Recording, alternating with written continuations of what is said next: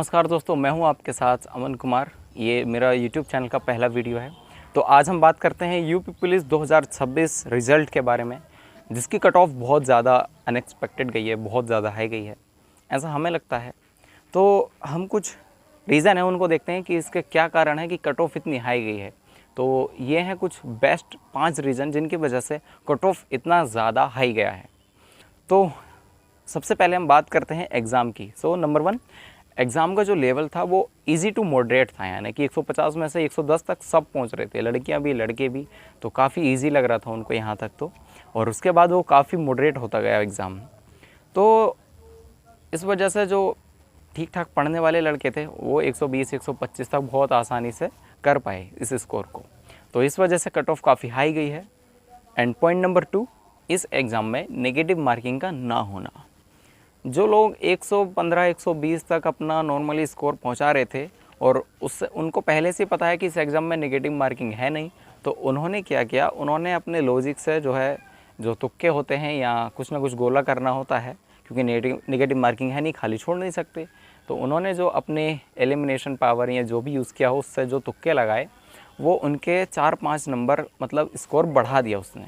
किसी के 120 थे तो 25 हो गए, 125 थे तो 130 हो गए। उससे भी नॉर्मलाइजेशन में काफ़ी इंक्रीज़ होता हुआ दिखाई दिया। पॉइंट नंबर 3, यूपीएसआई के बच्चों का इस एग्ज़ाम में बैठना। यूपीएसआई की परीक्षा अभी मार्च 2026 में ही संपन्न हुई है।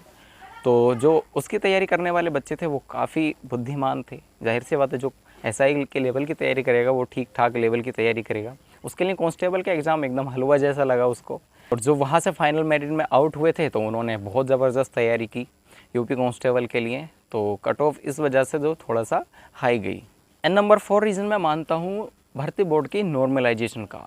जो भर्ती बोर्ड मतलब नॉर्मलाइज करता है वो मेरे समझ से थोड़ा सा पार है, कि पता नहीं वो पहले दिन और पहली शिफ्ट वालों को किस हिसाब से नॉर्मलाइजेशन देता है और बाद की शिफ्ट वालों को बिल्कुल गोवर कर देता है। जैसे उन्होंने कभी पढ़ाई नहीं की या वो किसी लायक ही नहीं थे, किसी के नेगेटिव में पहुंचा देता है, तो किसी के 0 तक नॉर्मलाइजेशन रह जाता है। यहाँ होता भी है तो 2-3 नंबर का ज़्यादा से ज़्यादा हो पाता है। लेकिन जो पहला शिफ्ट वाले होते हैं उनको मिलता है लगभग किसी को 10 नंबर, 12 नंबर, किसी को 15 तक भी। तो ये भी एक बहुत बड़ा रीज़न है नॉर्मलाइजेशन का बढ़ना। And the point number 5, the last reason मैं मानता हूँ कि जो पढ़ाई का स्तर है वो पिछली कट ऑफ जो हम उम्मीद करते हैं कि पहले इतना गया था 2020, 2018, 19 या 2024 का ही ले लीजिए, तो पहले कंपटीशन हमेशा कम था क्योंकि बच्चों की एफिशिएंसी उतनी ज़्यादा अच्छी नहीं थी। जो पहले कोचिंग में पढ़ने को मिलता था 2-2, 3-3 महीने में जो चीज़ें, अब वो हम मात्र 2-3 हफ्तों में ही सीख पा रहे हैं। जो बड़े बड़े यूट्यूब चैनल हैं, RW हैं, करियर विल हैं, विद्याग्राम, विक्रमजीत, ये सब चीज़ें अपनी पूरी टीम को बैठा करके बहुत भारी भारी चीज़ें बड़ी आसानी से हमें डिलीवर कर देते हैं।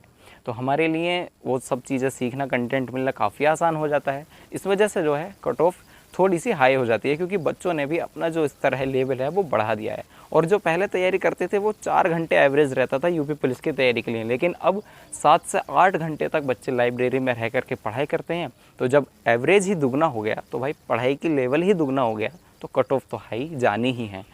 तो बस कुछ नहीं, अपने ऊपर काम कीजिए और ज़्यादा थोड़ी सी मेहनत कीजिए, निराश बिल्कुल मत होइए। ऐसा नहीं है कि इसके बाद ज़िंदगी ख़त्म है या अब क्या होगा क्या नहीं। आगे भी बहुत सारे एग्ज़ाम हैं, बहुत सारे अपॉर्चुनिटीज़ आपको मिलेंगी। आप निराश ना होकर के अपनी कमियों पर काम कीजिए, जो अपनी एफिशिएंसी है उसको सुधारिए। अगर आप 3-4 घंटे पढ़ते हो तो अपना थोड़ा पढ़ने का जो आवर है वो थोड़ा सा इंक्रीज़ कीजिए, और निश्चित रूप से इसी तैयारी से आपको नेक्स्ट किसी भर्ती में सफलता ज़रूर मिलेगी। सो स्टे स्ट्रॉन्ग और सब्सक्राइब कर लीजिए हमारे यूट्यूब चैनल को। Thank you so much.